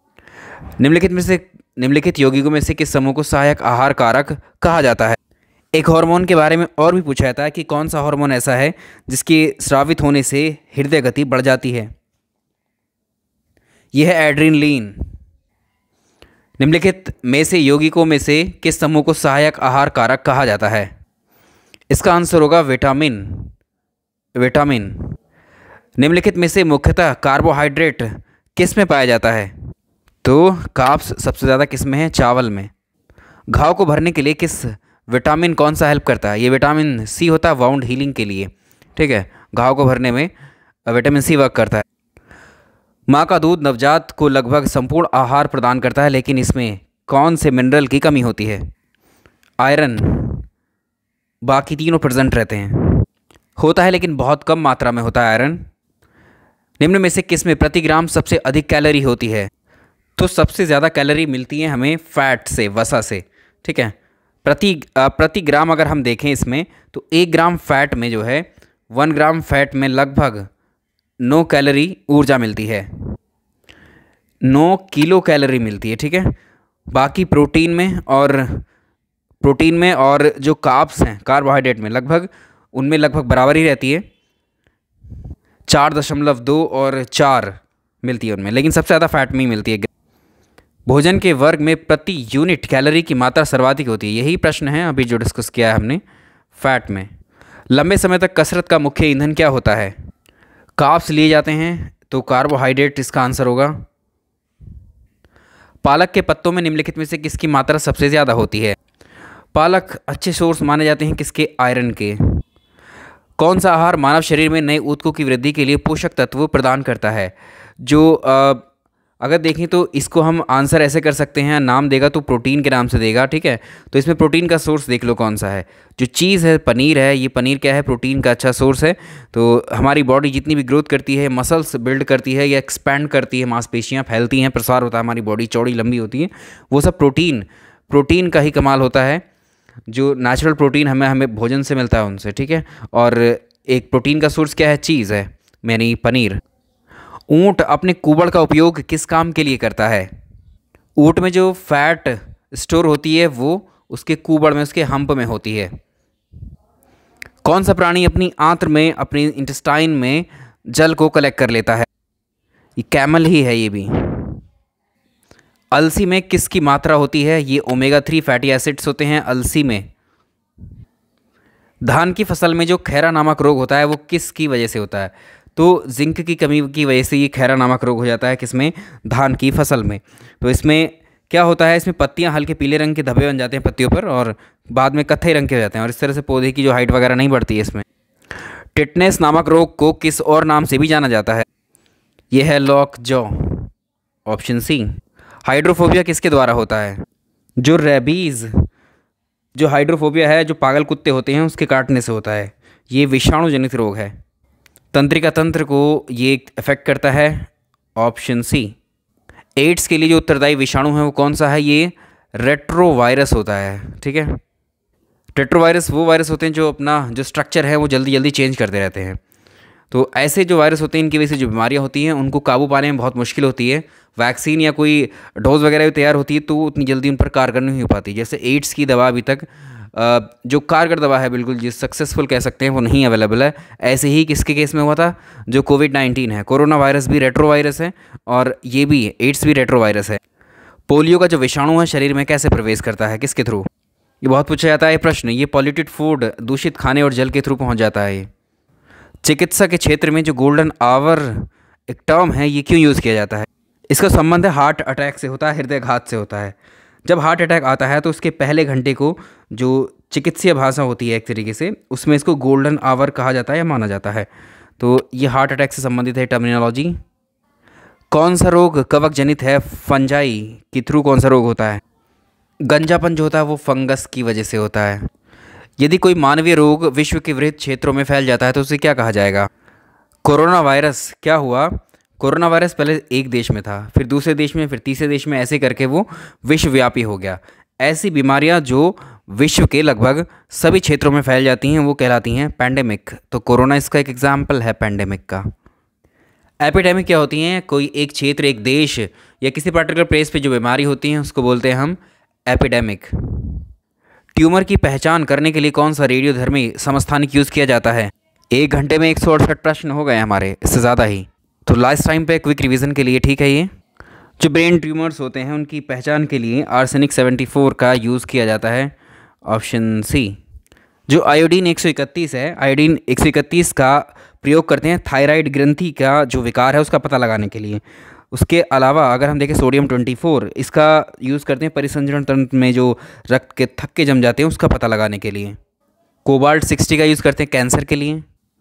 रक्त कैंसर को नियंत्रित करने के लिए उपयोग किया जाने वाला रेडियोधर्मी समस्थानिक कौन सा है? फास्फोरस 32 का प्रयोग किया जाता है ब्लड कैंसर के लिए, ल्यूकेमिया के लिए। कोबाल्ट 60 का भी यूज़ किया जाता है कैंसर के उपचार में। कोबाल्ट 60 आमतौर पर विकिरण चिकित्सा में प्रयुक्त होता है क्योंकि उत्सर्जित करता है ये कौन सी किरणों को उत्सर्जित करता है ये? तो ये गामा किरणों को उत्सर्जित करता है। लिथोट्रिप्सी क्या है? अच्छा क्वेश्चन है। जो लिथोट्रिप्सी है ये गुर्दे की पथरी को किरणों के द्वारा निकाला जाता है आजकल के टाइम पर इसको, ठीक है। इसमें सर्जरी की आवश्यकता नहीं होती है। इसमें डायरेक्टली क्या करते हैं, जो गुर्दे में स्टोन होती है और जो मूत्रवाहिनी में जो फंसी स्टोन्स होती हैं उनको निकालने के लिए अब सर्जरी की आवश्यकता नहीं होती, इस मेथड से निकाल लेते हैं बाहर। इनमें रेस के थ्रू जो बॉडी के अंदर वो रेस किरणें पहुंचाई जाती हैं जिससे वो जो पथरी होती है उसको तोड़ा जाता है और वो बाहर निकलती है। फिर लौंग एक मसाला है, पौधे के किस भाग से प्राप्त होता है? ये फूल की कली है, फ्लावर बड है। इनमें से कौन सा सच्चा फल नहीं है, ट्रू फ्रूट नहीं है? ये है एप्पल। निम्नलिखित में से किसका आविष्कार विल्हेम रॉन्टजेन ने किया था? विल्हेम रॉन्टजेन ने किया था एक्सरे मशीन का आविष्कार, ऑप्शन बी। जो हिग्स बोसॉन कण है इनका सामान्य नाम क्या होता है? इन्हीं को गॉड पार्टिकल या ईश्वरीय कण कहा जाता है। सामान्यतः ट्यूबलाइट्स में कौन सी गैस भरी होती है? कर चुके हैं इसको हम, आर्गन और मरकरी वेपर। मिट्टी के घड़े में निम्न में से किस क्रिया के कारण जल ठंडा रहता है?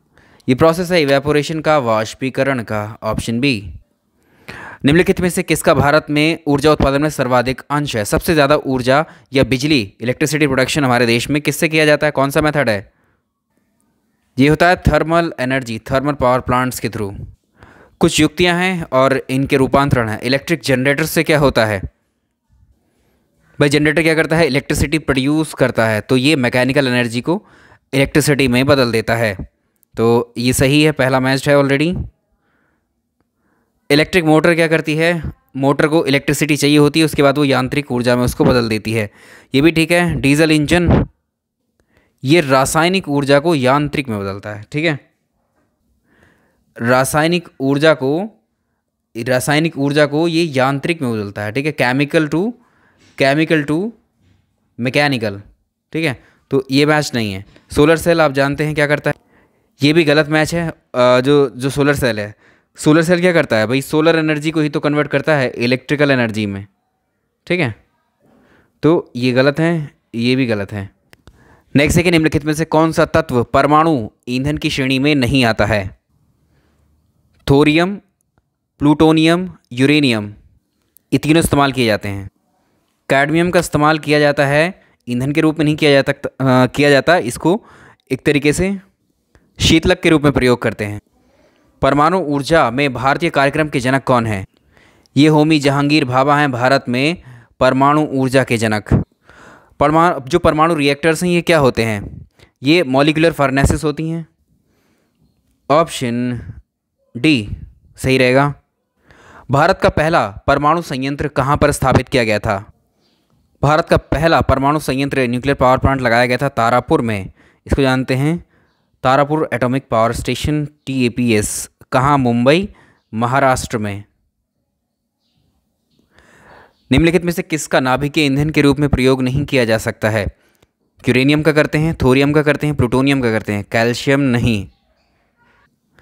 नाभिकीय ऊर्जा की दृष्टि से जिन निम्न धातुओं में भारत की कौन सी धातु बहुतायत पाई जाती है? जो अभी हम न्यूक्लियर एनर्जी के लिए जिन भी मटेरियल्स का इस्तेमाल करते हैं उनमें सबसे ज़्यादा भारत में मिलती है थोरियम। Option B. तारे अपनी ऊर्जा निम्न में से किस प्रकार प्राप्त करते हैं? सूर्य क्या है? एक तारा है। जितने भी तारे होंगे सूर्य की तरफ, वो अपनी एनर्जी जो है न्यूक्लियर फ्यूज़न, नाभिक के संलयन, न्यूक्लियर फ्यूज़न के थ्रू प्राप्त करते हैं या रिलीज़ करते हैं। और इनके नाभिकों में जो क्रिया होती है, नाभिकीय संलयन जो क्रिया होती है, इसमें सबसे ज़्यादा क्या होती है उपस्थित? हाइड्रोजन और हीलियम। निम्नलिखित में से कौन सा यूरेनियम समस्थानिक परमाणु ऊर्जा संयंत्र में बिजली उत्पादन में इस्तेमाल किया जाता है? यह है यूरेनियम 235। एटम बम के सिद्धांत का आधार क्या है? एटम बम वर्क करता है नाभिक के विखंडन पर, न्यूक्लियर फिशन पर। और जो हाइड्रोजन बम है ये वर्क करता है अनकंट्रोल्ड, अनियंत्रित संलयन प्रक्रिया पर या नाभिकीय संलयन पर। नेक्स्ट देखिए, नाभिकीय रिएक्टर में निम्नलिखित में से किसे मंदक के रूप में प्रयोग किया जाता है? ये सवाल तो कई बार पूछा हुआ है आपसे, इसका आंसर आप जानते हैं। तो नाभिकीय रिएक्टर में एक तो ग्रेफाइट होता है, एक भारी जल ड्यूटेरियम ऑक्साइड D2O, ये दोनों ही इस्तेमाल किए जाते हैं। नाभिकीय रिएक्टर में भारी जल यानी D2O का क्या कार्य होता है? फंक्शन बताना है। ये कंट्रोल करता है न्यूट्रॉन की गति को, एक तरीके से slow down the speed of neutrons. चुंबकीय सुई किस तरफ संकेत करती है? जो चुंबक ठहरती है, आप उसको फ्रीली सस्पेंड करोगे किसी धागे से बांध करके, एक चुंबक लेना, तो वो नॉर्थ और साउथ डायरेक्शन में ठहरती है। नॉर्थ की तरफ जो इसका सिरा होगा, ठीक है, वो नॉर्थ पोल कहलाएगा इसका, जो साउथ की तरफ होगा वो साउथ पोल कहलाएगा। तो चुंबकीय सुई किस तरफ संकेत करती है? आंसर होगा नॉर्थ की तरफ। यदि किसी चुंबक को बराबर लंबाई के दो टुकड़ों में काट दिया जाए फिर क्या होगा? दोनों टुकड़े जो हैं अपना चुंबकत्व, मैग्नेटिज्म की जो प्रॉपर्टी है उसको खो देंगे। एक टुकड़ा उत्तरी पोल की तरफ और दूसरा टुकड़ा दक्षिणी पोल की तरफ, ऐसा नहीं है, उनमें से एक टुकड़ा अपना चुंबकत्व खो देगा। आप किसी भी चुंबक को लीजिए, कोई एक चुंबक आपने ये तोड़ दी बीच में से, तो इसका जो टूटा हुआ हिस्सा है ये वाला और ये वाला, ये दोनों हिस्से एक तरीके से एक सिंगल चुंबक की तरह कार्य करेंगे। और इनके दोनों जो पोल हैं, नॉर्थ पोल और साउथ पोल, दोनों सिरे नॉर्थ पोल और साउथ पोल की तरह वर्क करेंगे और वैसे ही वो नॉर्थ और साउथ डायरेक्शन में ठहरेंगे आकर के। ठीक है, प्रॉपर्टी कोई लूज़ नहीं होती है इसके तोड़ने से। तो इसका आंसर होगा दोनों टुकड़े संपूर्ण चुंबक की तरह ही कार्य करेंगे। निम्नलिखित में ट्रांजिस्टर का एक महत्वपूर्ण भाग क्या है? ट्रांजिस्टर्स बने होते हैं अर्धचालकों के, सेमीकंडक्टर्स के। तो इसमें जर्मेनियम और सिलिकॉन का प्रयोग किया जाता है। तो जर्मेनियम क्या है? इसका इंपॉर्टेंट घटक है।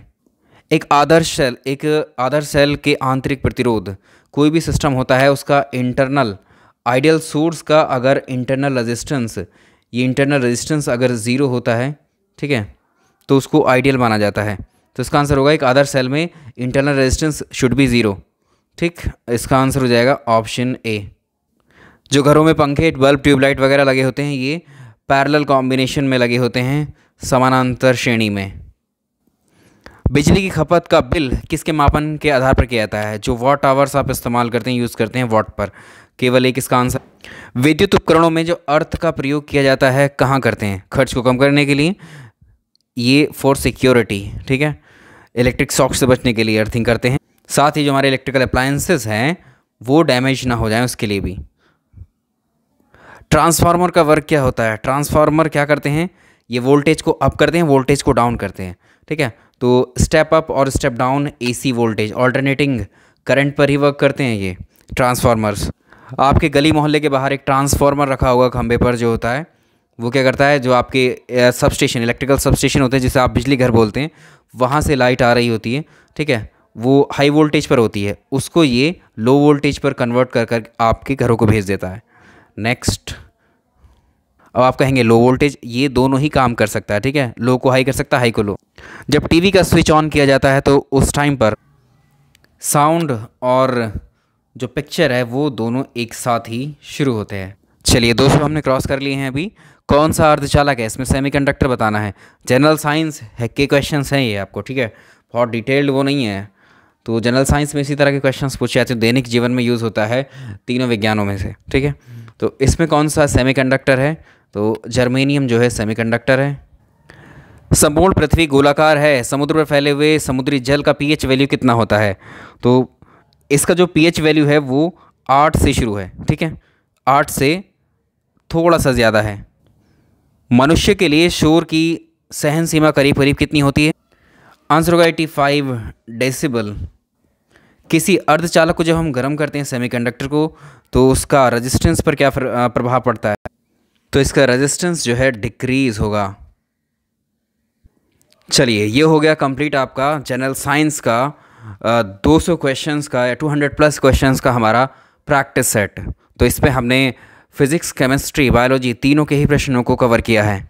साथ ही आपको जो फिज़िक्स के 3 से 4 चैप्टर्स, 5 लगभग चैप्टर्स मैंने आपको पहले करवाए हैं, उनके प्रैक्टिस सेट टेलीग्राम में अपलोडेड हैं ऑलरेडी, उनको वहाँ से प्रैक्टिस कर लीजिए, एक बार देख लीजिएगा क्वेश्चंस को, ठीक है। बायोलॉजी के मैंने 6 से 7 चैप्टर आपको कराए हैं प्रैक्टिस सेट्स के थ्रू, वो उनके PDF हैं टेलीग्राम चैनल में, उनको देख लीजिएगा एक बार। ढेर सारे प्रश्न वहाँ करवाएं, जो क्वेश्चन मैंने वहाँ करवाए हैं वो यहाँ शामिल नहीं किए हैं, ये सेपरेट क्वेश्चंस हैं। तो चलिए, वीडियो पसंद आया तो इसको लाइक और शेयर कर दीजिएगा, और आपकी परीक्षा के लिए आप सभी को मेरी तरफ से ऑल दी बेस्ट। और शाम को एक दूसरे वीडियो में मिलते हैं, उसमें बात करते हैं आपसे। Thank you.